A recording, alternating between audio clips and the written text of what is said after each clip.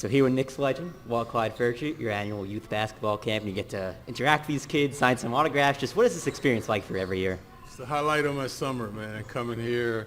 Like I tell them, I could be anywhere I want in the world, but I chose to be with you guys, and for the things I've accomplished, kids have always been there for me, so I'd be an ingrate not to give back. I feel compelled to do it. I can't believe this year is like 52 years of doing basketball camps.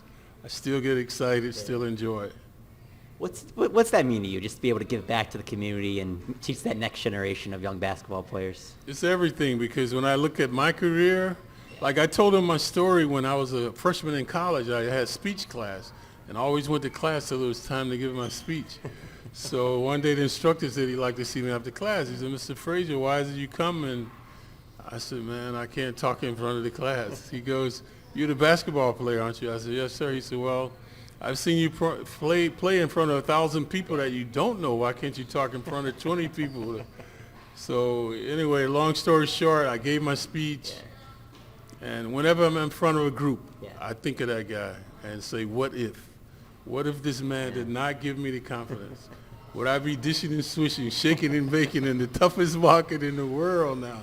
So that's what I tell them, man. Confidence is everything. I'm standing on the shoulders of a lot of people, so I have to give back. Growing up in Atlanta, Georgia, big family, what was your dream growing up? My dream was to be an athlete. You know, my mom had me when she was 16, so there's a close relationship. So with 7 sisters and 1 brother, my mom, what I remember most, you always wanted a house with a big kitchen. She loved to cook. Yeah. So I can remember as a kid when I'm 14, 15, I used to pray every night, "God, please let me be a basketball, football, baseball player to buy my mom a house." So that was my motivation. And 1973, she got a house with a big kitchen. Just what was that moment like? That was actually the pinnacle for me. Yeah. You know, because that had been the gravity that propelled me for everything that I was doing, was trying to please my mom and help my family. So that was the highlight. Take me back to draft night for you. I'm sure you're wearing a fancy suit and you get the 5th overall pick, drafted by the Knicks, New York City. What was that like? No, you know, it was the antithesis then. During that time, there were 18 rounds of the draft. Yeah. Right, and there was no hoopla. Nobody came to New York. Different times back then. Right, man. I was in class. Oh, okay. Wow, I didn't realize that. Yeah, the day of the draft, I had talked to a few teams, and when I came back, my attorney told me I'd been drafted by the Knicks, and I was shocked because the Knicks never talked to me before the draft. Wow.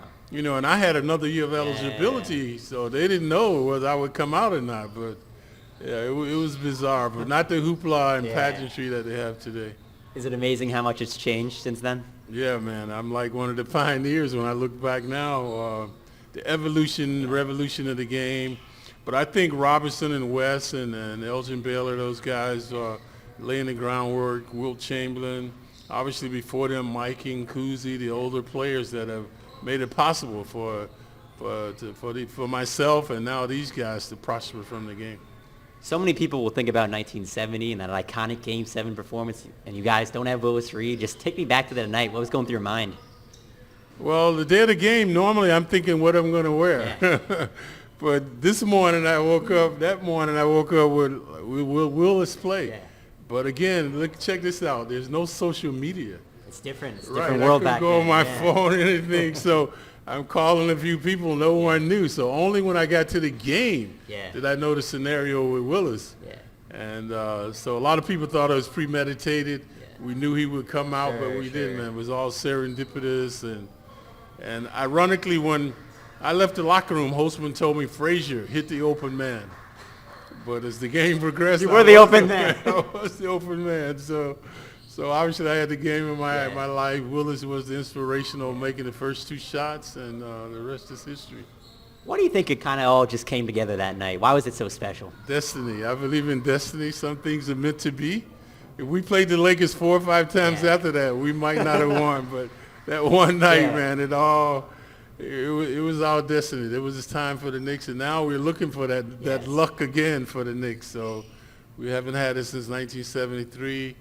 I thought 94 was our year with Riley and Ewing, those guys, that we had the home court, the best team. But so hopefully the Knicks fans will be out of their suffering soon.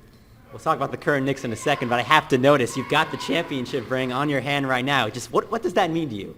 It's symbolic of a perfect season. Everything has to go right. I wear it every day with a lot of pride. Just at this point in your career, obviously you do the camps, you're retired. Just what kind of drives you at this point in your life? That's a good question, man. What drives me? Like I tell the kids, I was raised by a village. Yeah. You know, I had parents, grandparents, aunts, uncles, cousins, my peers, my coaches. So there's a fire that burns inside of me to whatever I put my mind to do, to strive at it.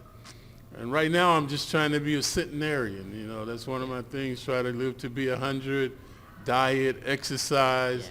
And what I'm doing with the camp, if I can help a couple of people along the way, people that I can help and that want to sacrifice something, that's what I'm trying to do.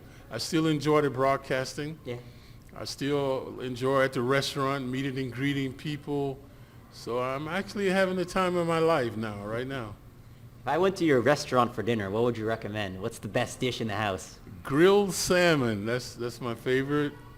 Also the grilled chicken. Okay. But we have steaks, chops, chicken, seafood, guacamole, the burgers.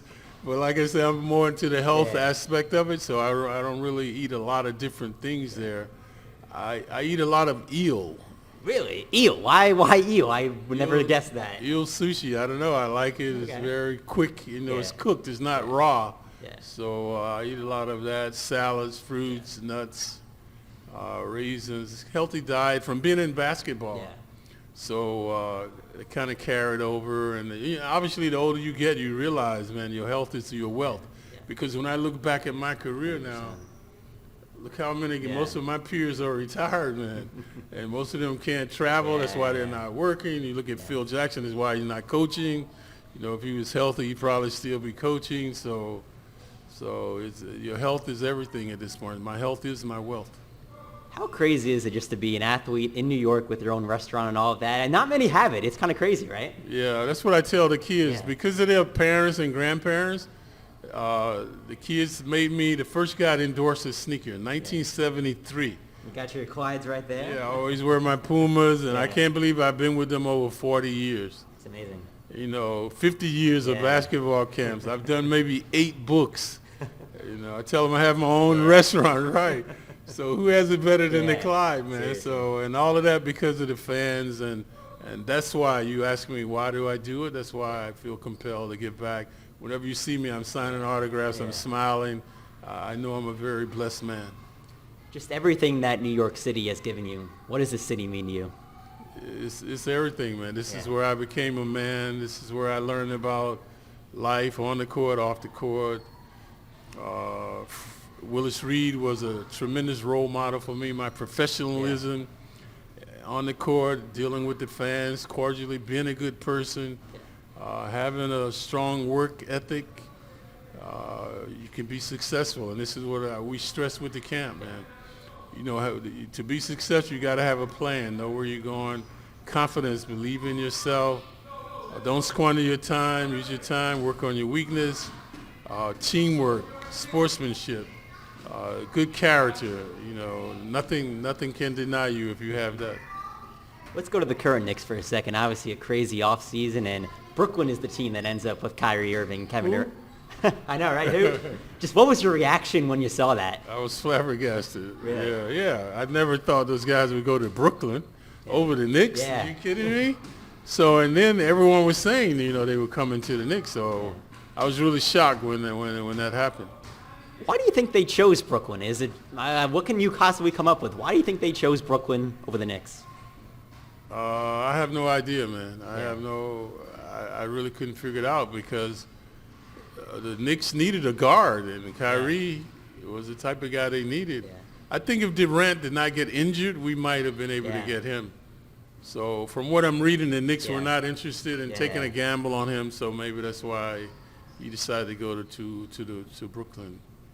Understandably, a lot of Knicks fans are nervous right now. They need some type of comfort. Just what kind of advice and maybe comfort would you give them on what the future holds for the Knicks? Well, it's the same story, same old song. We still have cap room for the coming years. we just need some luck, man. You know, we just cannot seem to get a break. That's what we need to get over the hump. But the Knicks fans are loyal. They're faithful. All they want from the team is to give 100%. They know talent-wise we're not there, but if those guys come out and hustle and play hard, the fans will support them.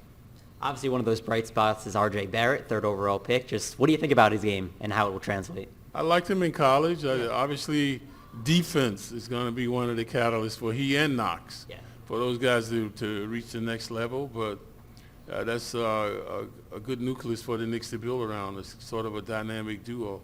You know, I like Morris. I think he's definitely going to start. So he's a guy capable of 15 and 8.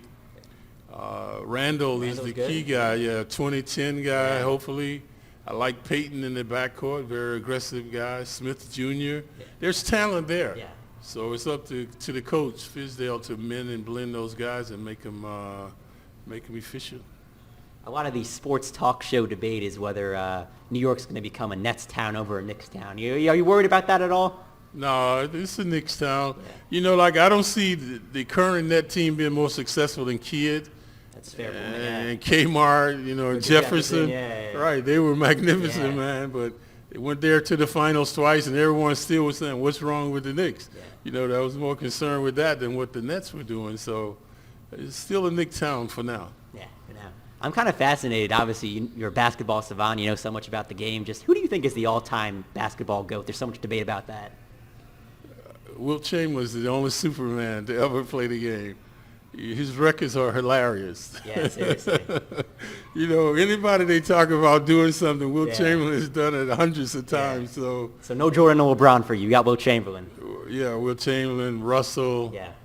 You know what I mean? Like Curry was the only unanimous selection, man. They should apologize multiple times. They should apologize to Russell and Chamberlain, man. Those guys for what they did for the game and the dominance that they had.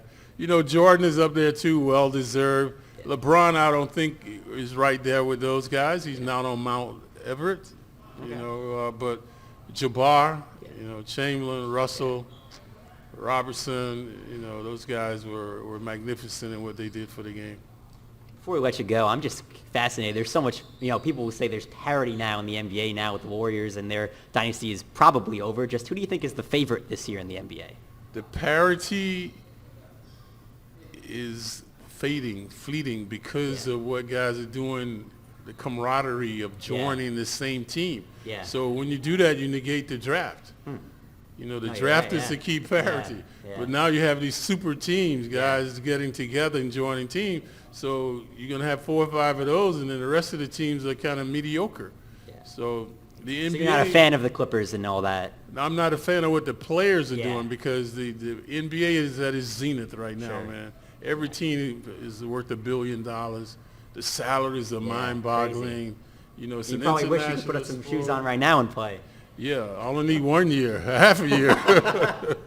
You know, so for them to keep doing what they're doing, I hope they don't destroy the game and take away the interest of the fans by, you know, taking away the hope of teams by getting a good draft choice that they can become a contender. Is there anything they can do to change that in your mind? Well, the commissioner has spoken on it. He's trying to. Kerr has spoken on it. He didn't like it. So, you know, there's concern. So I guess the next collective bargaining agreement, they'll try to deal with it. Clyde, thank you so much for the time. Always fun. Enjoy the camp. Thank you.